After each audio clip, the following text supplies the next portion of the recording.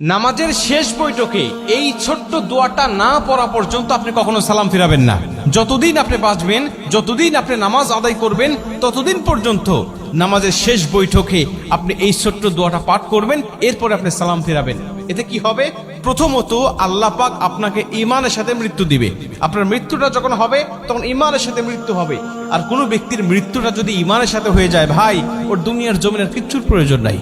কারণ শেষ মৃত্যুটা তার হয়েছে ইমানি অবস্থায়, মানে সে মুসলিম হয়ে, ইমানদার হয়ে সে দুনিয়ার থেকে বিদায় নিয়ে চলে গেছে। ওর কবরেও শান্তি, পরকালেও শান্তি, হাসরে, মিজানে, ফুলসিরাতে প্রত্যেকটা ধাপে সে মুক্তি, এবং আল্লাহ পাকের কমপক্ষে 10টি পৃথিবীর সমান একটি করে জান্নাত তার জন্য আল্লাহ ওয়াজিব করে দিবেন।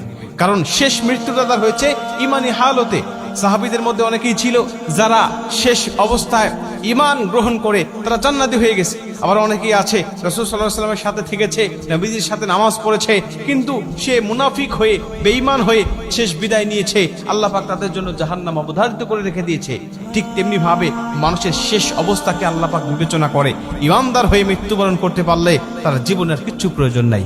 এজন্য আল্লাহর কাছে এই দোয়াটা করতে পারলে আপনি ঈমানদার হয়ে দুনিয়া থেকে বিদায় নেবেন। 2 নম্বরের দোয়াটা পাঠ করলে আপনার কবরে আযাব আল্লাহ ক্ষমা করে দিবে। আপনার কবরে আযাব হবে না, কবরের মধ্যে কোনো ফিতনা হবে না। নবীজি বলেন, যে ব্যক্তি কবরের আযাব থেকে মুক্তি পেয়ে গেল, সব ধাপ থেকে সে মুক্তি পেয়ে গেল। কারণ কবর হলো প্রথম ঘাঁটি।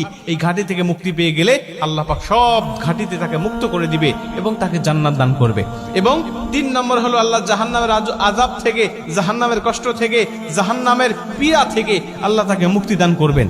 এবং 4 নম্বর হলো দাজ্জালের ফিতনা থেকে আল্লাহ পাক তাকে হেফাজত করবেন। ভাই, দাজ্জালের ফিতনা হলো পৃথিবীতে আদম আলাইহিস সালাতু ওয়াস সালাম থেকে শুরু করে আমাদের নবী মুহাম্মদ রাসূলুল্লাহ সাল্লাল্লাহু আলাইহি ওয়াসাল্লাম পর্যন্ত যত নবী রাসূল এসেছে, সমস্ত নবী রাসূল এই দাজ্জালের ফিতনা থেকে তার উম্মতকে সতর্ক করেছে। সমস্ত নবী রাসূল তার উম্মতকে বলেছে, দাজ্জালের ফিতনা নামক একটা ফিতনা দুনিয়ার জমিনে আসবে। এত বড় ফিতনা দুনিয়ার জমিনে আর কখনো মানুষ দেখতে পাবে না। এত বড় ফিতনা মানুষগুলোকে বেঈমান বানিয়ে ফেলবে মুহূর্তের মধ্যেই। আল্লাহ তাকে কিছু অলৌকিক ক্ষমতা দিবেন, আল্লাহ পাক তাকে কিছু অলৌকিক ক্ষমতা দিবেন ঈমানদারদেরকে যাচাই করার জন্য। তখন এই দাজ্জাল এসে দুনিয়ার জমিনে তার অনুসারী আর অনুগামী করবেন মানুষগুলোকে। বিভিন্ন ক্ষমতা আল্লাহ তাকে দেখাবেন, ওই ক্ষমতাগুলো মানুষগুলোকে দেখিয়ে দেখিয়ে সে পথভ্রষ্ট করবেন। এই জন্য আল্লাহ পাকের কাছে এই দোয়াটা করতে পারলে আল্লাহ সেই আযাব থেকে বা সেই ফিতনা থেকেও আপনাকে মুক্তি দান করবেন।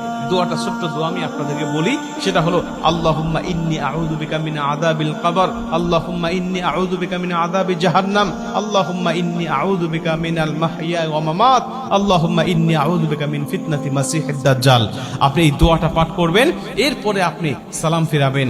এইটা যদি আপনি কন্টিনিউ করতে পারেন, এই আমলটা যদি আপনি কন্টিনিউ করতে পারেন, তাহলে আল্লাহ অবশ্যই আপনাকে এই 4টি ফিতনা থেকে আপনাকে হেফাজত করবে।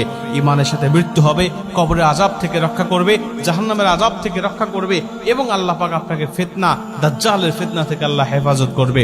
তার মানে আপনি দুনিয়াতেও শান্তিতে বসবাস করবেন।